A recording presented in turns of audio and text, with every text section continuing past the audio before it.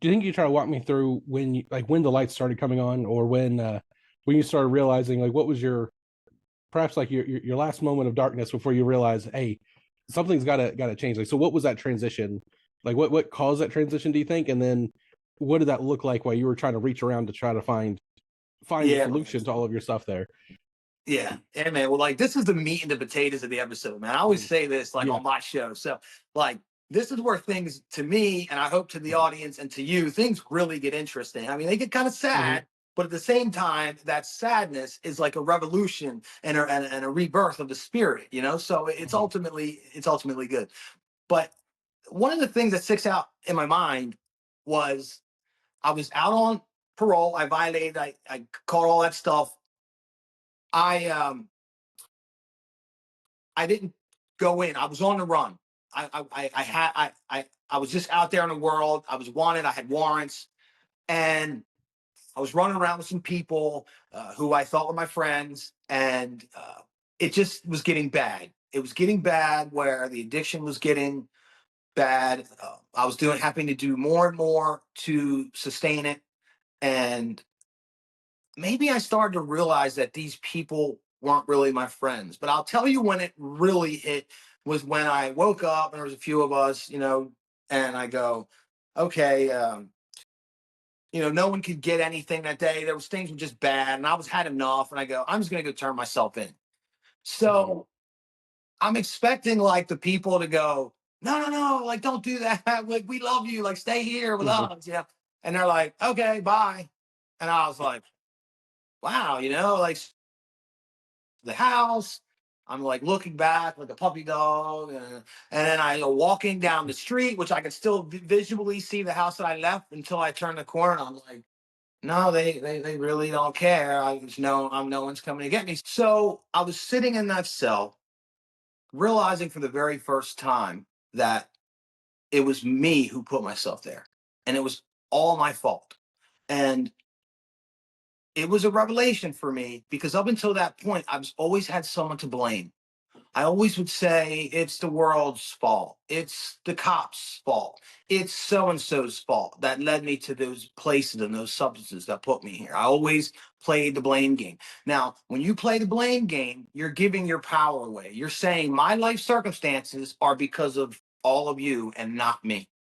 For the very first time in my life, I realized that to be a lie for what it was. Hmm. Now, simultaneously, I realized, well, look at all of this death and destruction and misery that you've caused through your actions. And something came to me like, if you could do all that, then you could do better. Then you could put all of that power into something good and fix your life. So the understanding that yes, it's me, it's my fault, it is my responsibility. It also gave me the realization that I have the ability to do these things. Before that, I was giving all of my power away. And then also during that time, I thought, and look at your friends, look at your so-called family and friends. Uh, they're gone. They're scattered to the wind. It doesn't matter. So then all of the things that uh, I was doing to make them happy, it became irrelevant. So it's like, why am I living my life for other people when these other people don't even care? So I started living my life for me. I started taking responsibility and accountability for my actions. The problem was I didn't know what to do or how to do it. You know, I mean, up until this Hmm. point, I had only done bad things, foul things, and things that brought all this pain. So, how do I use this power that I must have if I'm able to put myself in this position Hmm. for good? And so, without prayer, without anything, because I just didn't know, I just started doing the opposite of whatever my first inclination was. And Okay. let me tell you something. It worked for a little while, and I'll go on. If you you tell me what you want, where you want to go from here. Yeah. Do you have any examples of what that might have looked like? Yeah, absolutely. I mean, that's what I was getting ready to say. Is okay. Yeah. So this guy came in to my cell. It was about the same age as me, so you know we got along a little bit. And he goes, "Okay, I just dropped for this rehab," and I go, why? Like, that's stupid. And he's like, no, it's not. Like, this block that we're on, which I actually, you could be on a lot of different blocks in prison. And ultimately, I was like 30, I was in my early 30s, they ended up putting me with like guys of like 50 and 60 years old. For me, I was totally happy because I had been in places with like kids that are like 20, and you're just Mhm. fighting and there's all kind of stuff going on, and it's just like that. It's always loud. So I was totally happy where I was at. So he's like, I'm going to move to go to this rehab inside the prison. It Mhm. was inside the prison rehab. I go, everything within me, because he's like, you should go too. And I'm like, no way. And then that light bulb light above my head. And I go, Yeah. remember what you said? Remember you said you was going to do the opposite of everything that you thought was right? Boom. I dropped for that rehab. And that rehab was the beginning of everything that you see now. And it can seem crazy, but it really was. When I got to that rehab, I ended up getting introduced to some different like literature and some books. I was reading the Bible, Mhm. but I'm not there yet. I'm reading the Bible, but I'm not uh, focusing on Jesus. I'm not introducing myself to Jesus. I'm not asking him to come in my life. I'm not opening up the Mhm. door. But in some small ways, I was seeking truth. What I ended up doing was reading a book on yoga and meditation. So I started practicing these Mhm. things every day in my cell. And through meditation, I received the clarity that I've never experienced in my life before until that moment, to where I seen that I was pretending to be someone who I was not. I Mhm. seen who the people were around me and what they really were. I understood what I was supposed to be doing in my life now. And all I knew at that point was I was supposed to be doing good. And to me, it was the opposite because my inclination was bad. So from that point forward, I started just doing good, being kind, being nice, being generous, being authentically true to myself, because I no longer was trying to impress people or Mhm. impress the world.